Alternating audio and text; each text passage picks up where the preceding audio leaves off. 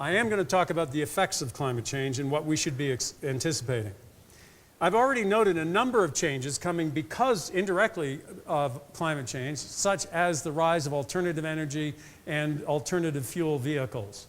Let's talk about some of the other ones as well. Climatologists generally agree that you can't attribute any specific weather event to climate change. But they also agree that you can attribute a steadily rising incidence of extreme weather events to climate change. That you can say.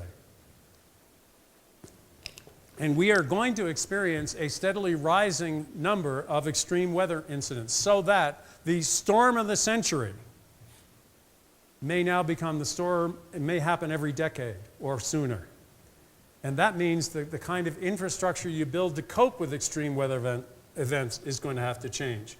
Things like the flooding in Texas that has happened earlier this year and in other parts of the country as well.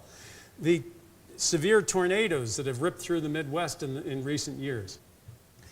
You're going to see more droughts like California is experiencing in the Southwest. Now, El Nino has helped somewhat, particularly with the Sierra snowpack, but it has not undone the drought of several years. And there are indications that California and the Southwest drought may last for as much as 30 years.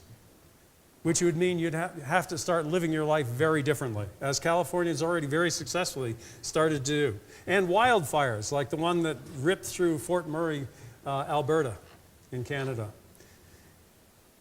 More frequent and more extreme weather events require more robust infrastructure. Miami is having to invest $500 million in flood control because of rising sea levels. They are getting flooded. Their streets and the ground levels of some of their downtown buildings are being flooded as often as once a month when they get a spring tide, when the sun and the moon line up and you get an unusually high tide. So this is not an unusual thing. This is happening all the time now with regularity.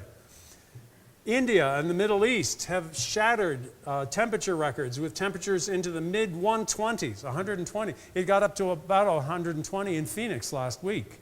I know, my brother lives in Phoenix, so we compare notes on the weather. He calls me in the winter, I call him in the summer. It's what brothers do.